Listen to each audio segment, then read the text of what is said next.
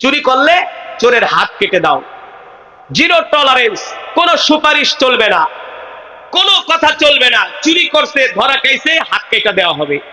এই কারণে সৌদি আরবে কোনো চুরি ডাকাতি। তবে বর্তমানে আমি ড্রাইভারে বললাম, মিয়া রিয়াদে যে বাঙালিকে অপহরণ করে, হুজুর বাঙালিদের যে অপহরণ করে এটা বাঙালিদের করে, কোনো আরবি না, বাঙালিদেরকে করে।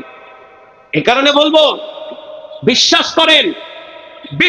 করেন, আল্লাহর কসম খেয়ে বলি, যতই আমাদেরকে নতুন নতুন গল্প শোনাক না কেন, এই হবে সেই হবে, এটা হবে সেটা হবে, আল্লাহর কোরআনের আইন ছাড়া এই দেশে কোনোদিন শান্তি আসতে পারে না, আসবেও।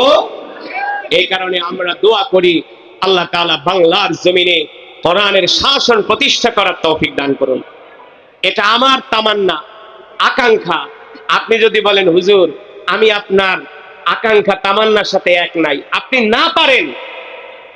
নাও যদি পারেন, কোনো কারণে আপনার মনের ইচ্ছা কিন্তু থাকতে হবে যে আল্লাহ যদি এই দৃশ্যটা দেখতে পারতাম, বাংলার আকাশে, বাংলার সংসদ ভবনে কোন দিন কালেমার পতাকা পথ করে উঠতেছে, এই দৃশ্য যদি দেখে যেতে পারতাম তাহলে কলিজা ঠান্ডা হয়ে যেত। এই কথা যদি আপনি বলতে পারেন তাহলে আপনি মুমিন। আর যদি এই আকাঙ্ক্ষা তামান্না আপনার দিলের মধ্যে না থাকে, আপনি মুসলমান হইয়াও নামাজ রোজা কইরাও মরার পরে আপনি মুরতাদ হয়ে মরবেন। আমি কথাটা বলে গেলাম।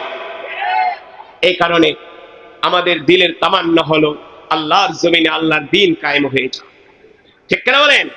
আল্লাহর জমিনে আল্লাহর দ্বীন কায়েম হয়ে যাক। যাদের দ্বারা বাংলার জমিনে আল্লাহর দ্বীন কায়েম হবে, যাদের দ্বারা, যেই দলের দ্বারা, যেই নেতার দ্বারা, আল্লাহ তাআলা তাদের উপর রহম করুন বলি আমিন। এই